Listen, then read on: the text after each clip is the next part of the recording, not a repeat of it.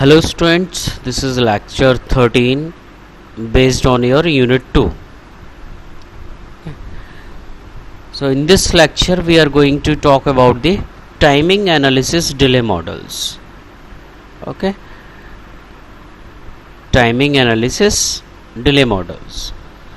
So as a VLSI point of view, analysis of delay is very important role. Okay, so suppose why this is important, because हम जो हमारी requirement होती है वो होती है कि कोई भी सर्किट हो, कोई भी सिस्टम हो, उसका जो रिस्पॉन्स टाइम है वो फास्ट हो. Okay, means response time, suppose अगर हम इस अपने लैपटॉप की बात करते हैं तो सपोज़ हमें कुछ वर्ड पे काम करना है, तो आप क्या करते हो कि की प्रेस करते हो और डिस्प्ले में वो जो लेटर है वो टाइप होता है, कैरेक्टर जो भी है वो टाइप हो जाता है. ओके, सो सपोज़ अगर आपके पास ऐसा सिस्टम होता कि आपने यहाँ पे प्रेस किया और आफ्टर 2 सेकेंड्स बाद वो वहाँ पे डिस्प्ले कर रहा है.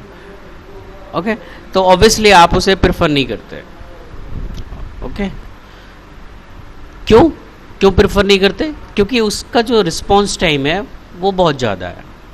ओके, सो जो हमारी प्रायोरिटी होती है कि सिस्टम को हमें फास्ट बनाना होता है. Okay, so whenever we talk about the response of the system, okay, so response of the system should be fast. Means जो डिले लग रहा है आपको इनपुट देने में और आउटपुट रिसीव करने में, that delay should be minimum. okay, इसलिए अगर हम बात करें अगर i5 i7 तो हमारा क्या हो रहा है कि धीरे धीरे रिस्पॉन्स टाइम है वो रिड्यूस होता जा रहा है, सिस्टम हमारा फास्ट होता जा रहा है, कैलकुलेशन हमें जल्दी, जो आउटपुट है वो जल्दी मिल जाता है. ठीक है, so we are going to higher frequency towards higher frequency because F directly inversely proportional to 1/t. So F जितना ज़्यादा होगा, फ्रीक्वेंसी जितनी ज़्यादा होगी, वो जो टाइम है, रिस्पॉन्स टाइम है, वो उतना कम होगा.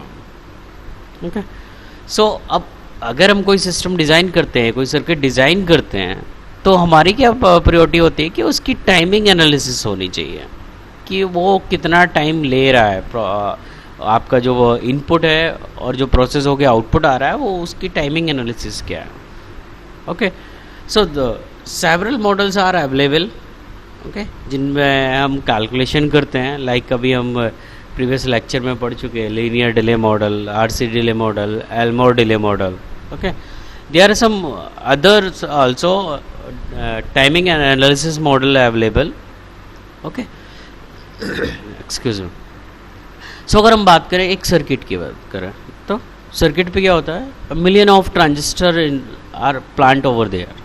ओके, मिलियन ऑफ ट्रांजिस्टर एक साथ कनेक्टेड है और जो हमारे एक टास्क को कंप्लीट कर रहे हैं. सो एज ए डिज़ाइनर मेरी प्रायोरिटी क्या होनी चाहिए कि जो टाइमिंग एनालिसिस हो रही है वो फास्ट हो, जो कंप्यूटेशन टाइम जो हो उसका फास्ट हो. इधर हमने इनपुट दिया, उधर जो आउटपुट आया, तो उन दोनों के बीच में जो डिफरेंस है वो मिनिमम से मिनिमम, कि नैनो सेकेंड में, पिको सेकेंड में मुझे तुरंत के तुरंत क्या हुआ, आउटपुट मिल गया. Okay, so that is the requirement by the designers. Okay, कि जल्दी से फास्ट कैलकुलेशन हो.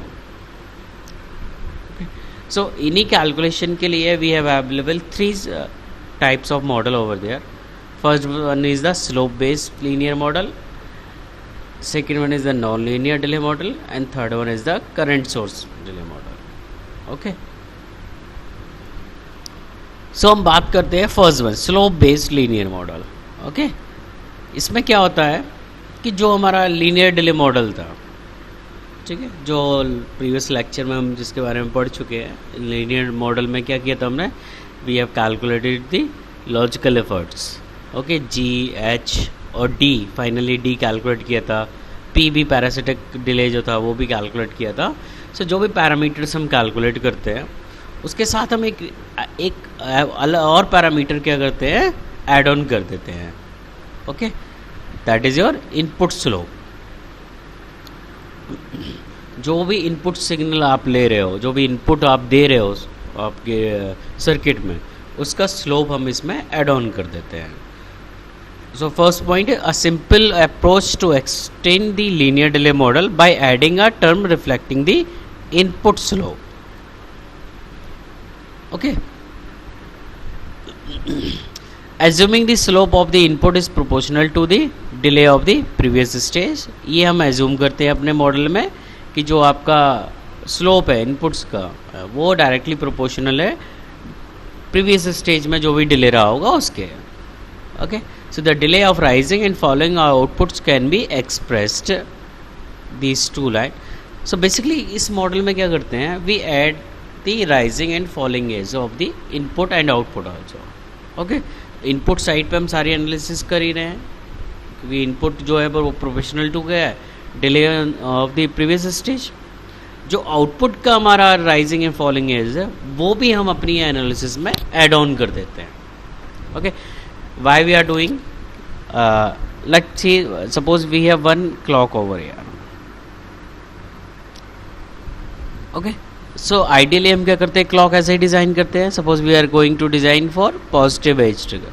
Okay, so whenever the value is going to 0 to 1 उसे हम क्या बोलते हैं, पॉजिटिव एज पे.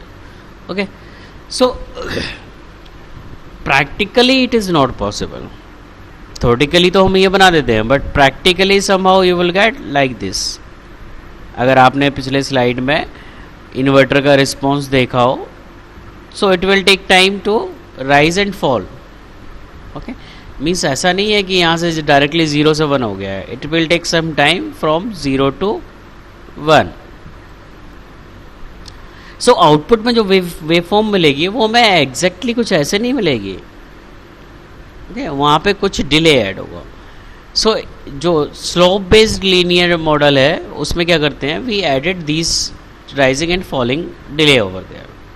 ओके, एंड अगर हम प्रोग्रामिंग की बात करें तो प्रोग्रामिंग में जो डिले राइज है उसको हम ऐसे कुछ एक्सप्लेन करते हैं. Intrinsic rise plus rise resistance, जो भी रेजिस्टेंस हो रहा है multiply with the capacitance plus slope जो है, जो इसका स्लोप है, okay, into delay in previous, जो भी प्रीवियस स्टेज में डिले रहा उसके साथ मल्टीप्लाई करते हैं स्लोप का. Okay, same for we define for fall. Okay, जो फॉल डिले हो रहा है मीन्स इसकी बात करें, इसके लिए डिफाइन करते हैं. So these two term we define in the case of the when we do the coding part. Okay, कोई सिमुलेशन टूल्स पे काम करते हैं, लाइक अगर हम Xilinx की बात करें या PSpice की बात करें तो okay, so there are some libraries जो इसमें हमारे जो पैरामीटर होते हैं वो डिफाइन होते हैं. ओके, सो उस केस में क्या करते हैं, we define these two term over there. Okay, delay. So जब भी इस तरीके में एनालिसिस करते हैं it is a part of the slope based. हम क्या करते हैं, जो भी लीनियर डिले मॉडल यूज़ कर रहे थे हम, तो उसमें क्या किया हमने, स्लोप भी ऐड कर दिया. ओके, बट इसका ड्रॉबैक क्या है अगर हम बात करें स्लोप बेस्ड लीनियर की. Okay, so it is not accurate enough to handle the wide range of slopes and loads found. Okay, because if you are giving inputs तो variety of inputs are available. Okay, so उस case में क्या होता है, ये जो हमारा model है वो एक्यूरेट रीडिंग नहीं देता हमें. एक्यूरेट जो डिले कैलकुलेशन है वो हमारे पास अवेलेबल नहीं होती है. सो उसका सॉल्यूशन क्या है कि हमारे पास एक अनदर ऑप्शन जो है non linear delay model. Okay, so this is a non linear delay model. इस डिले मॉडल में क्या करते हैं, फर्स्ट पॉइंट में आप देख रहे हैं. ओके, इस डिले मॉडल में क्या करते हैं, कुछ प्री डिफाइंस हम अपने जो डिलेज हैं वो हम अपना एक टेबल के फॉर्मेट में प्री डिफाइन कर देते हैं बेस्ड ऑन दी और load capacitance and the input slope. कि अगर इनपुट स्लोप ये है, लोड कैपेसिटेंस ये है, तो उसका डिले क्या होगा. तो हम क्या करते हैं उस टेबल से, I have not define the table over air क्योंकि ये अभी हम सिमुलेशन पार्ट्स में नहीं जा रहे हैं, इसलिए हम उसके बारे में ज़्यादा डिस्कस नहीं करेंगे क्योंकि it's not part of the your syllabus कि वो टेबल क्या होती है और कैसे हम करते हैं. तो वो हम केवल कि नॉन लीनियर डिले मॉडल क्या होता है उसके बारे में थोड़ा बस डिस्कस करेंगे. सो हम क्या करते हैं, जो हमारे पास टेबल अवेलेबल रहती है डिले की, उस टेबल से क्या करते हैं हम, जो भी पर्टिकुलर लोड कैपेसिटेंस और इनपुट स्लोप है उसके corresponding we choose the delay. Okay, और उस डिले को हम अपने कैलकुलेशन के पार्ट में, ठीक है, ऐड ऑन कर लेते हैं। नाउ बेसिकली क्या होता है, अब ये जो मॉडल है ये भी क्या करता है कि हमारे पास जो ये इस मॉडल के थ्रू जो हम डिले कैलकुलेट करते हैं, ठीक है, तो ये क्या करता है, do not contain enough information, you can see here, do not contain enough information to characterize the delay of a gate. okay, जो गेट का डिले है उसके बारे में ज़्यादा इन्फॉर्मेशन आपको नहीं देता, ठीक है। ज़्यादा इन्फॉर्मेशन की बात करें तो जो भी इंट्रिंसिक हमारे पास अवेलेबल होने चाहिए, because for the delay calculation intrinsic resistance and capacitance play a very important role. Okay, so वो जो गेट के बारे में है उसमें क्या क्या उसके इंट्रिंसिक है, वो हमारे पास कैलकुलेशन जो आती है उससे हमें ज़्यादा इन्फॉर्मेशन नहीं मिलती है। ओके, सो एक्यूरेसी के पॉइंट ऑफ व्यू से भी हम इसे क्या करते हैं, अवॉइड करते हैं। In third point you can see they also lack the accuracy to fully characterize the noise events. जो नॉइज़ है उसके बारे में भी हमें फुल्ली इंफॉर्मेशन नहीं देते हैं when we do the analysis with the help of the nonlinear delay model. Okay, so for this problem we use the current source model. Okay, जो तीसरी तरह का जो हमारे पास मॉडल अवेलेबल है वो हम क्या करते हैं, यूज़ करते हैं। So in first point you can see the limitation of nonlinear delay model have motivated the development of the current source model. सो जो हमारा नॉन लीनियर डिले मॉडल था उसमें जो प्रॉब्लम्स थी उस प्रॉब्लम को दूर करने के लिए we have define the current source model. Okay, so basically इस मॉडल में हम क्या करते हैं, जो आउटपुट डीसी करंट है हमारी, ओके, उसके जो करंट जो आउटपुट डीसी करंट है उसको हम क्या करते हैं, as a non linear function of the input and the output voltage of the cell. Cell की बात करें मीन्स एक सेल क्या होता है जिसमें कॉम्बिनेशन ऑफ ट्रांजिस्टर अवेलेबल और वो पर्टिकुलर एक लॉजिकल ऑपरेशन को या लॉजिकल ऑपरेशन को परफॉर्म करते हैं। ओके, सो जो सेल की जो आउटपुट करंट है उसको हम डिफाइन करते हैं as a function of the input and output voltage. Okay, and third one, a timing analyzer numerically integrates the output current. okay, so आप यहाँ पे देखिए सारा काम किस पे डिपेंड हो रहा है, सारी कैलकुलेशन वो हमारी आउटपुट करंट पे हो रही है। Okay, so integrate the output current to find voltage as a function of time into an arbitrary RC network and to solve the propagation delay. Okay, so हम सारे एनालिसिस किस पे करते हैं, आउटपुट करंट पे, ठीक है। सो हमें क्या करना होता है, इसमें क्या करते हैं, जो भी हमारा डीसी करंट है, आउटपुट करंट, ठीक है, उसको हम डिफाइन करते हैं as a function of the input and output voltage. Okay, so as a function of output voltage and function of time, और ऑब्वियसली हियर ये term use arbitrary RC network. कोई भी आरसी नेटवर्क है, okay, जब भी हम design करते हैं अपना कोई भी circuit, so obviously there are some RC networks also available. Okay, so उसकी जो हम कैलकुलेशन करते हैं that will be based on the your current analysis. DC current जो होता है उसको, जो DC current as a function of हम इनपुट एंड आउटपुट वोल्टेज में उसे ड्राइव करते हैं एंड उसको सॉल्व करते हैं for the propagation delay. Okay, so there are three timing analysis delay models are available. Okay, so इनको हम क्या करते हैं, basically we use in the case of the programming. Suppose you are doing your you are designing your circuit, okay, with the help of Xilinx। तो आप जब, अगर आप में से कुछ लोगों ने Xilinx पे काम किया हो, तो जब हम उसे सिंथेसाइज करते हैं तो वहाँ पे एक हमारी टाइमिंग एनालिसिस की रिपोर्ट आती है। ओके, वो रिपोर्ट्स आपको बताती है कि एक circuit, suppose here is one component and here is another component, okay. Component और इक्वेशन है कि यहाँ पे एक सेल है और एक सेल हमारे पर यहाँ पे, ओके। सो इस सेल से इस सेल में ऑब्वियसली अगर हमारे इंटरकनेक्टेड हैं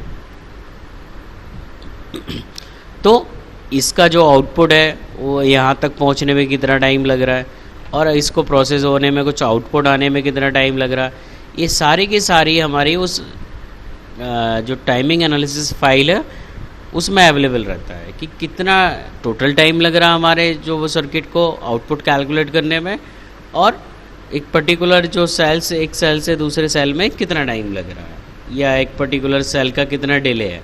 वो सारी कैलकुलेशन हम क्या करते हैं, टाइमिंग एनालिसिस फाइल से अपना चेक कर सकते हैं कि कितना टाइम लग रहा है, okay. So this is all about your timing analysis delay models. This first one was the slope based linear model, second one was the non linear delay model and last one was the current source model. So इनके through हम क्या करते हैं, अपने timing analysis करते हैं। So thank you for this lecture.